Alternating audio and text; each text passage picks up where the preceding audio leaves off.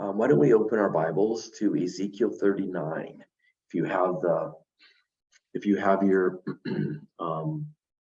Bibles there in front of you, Ezekiel 39, and we're continuing our series on this prophecy. You remember that Ezekiel is writing, just to review really quick, Ezekiel is writing. They've just found out that Jerusalem has been destroyed in 586. He gets that in Ezekiel 34. And, and he's given them several encouraging prophecies.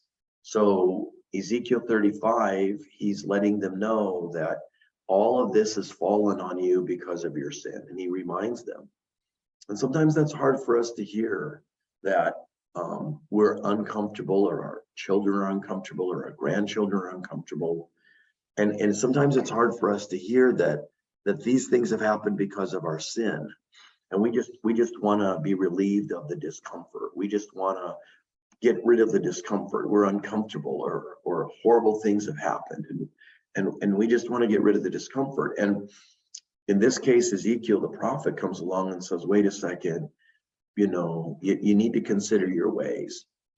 Haggai is going to have that same message 100 years later about them rebuilding the temple when they eventually do return, and they're not rebuilding the temple. And he says in Haggai 1:8, consider your ways. You've brought in much and you put it in bags, and the bags had holes in the bottom of them, and you lost everything.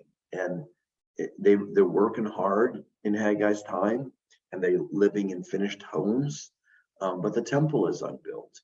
And he's challenging them to rebuild the temple because they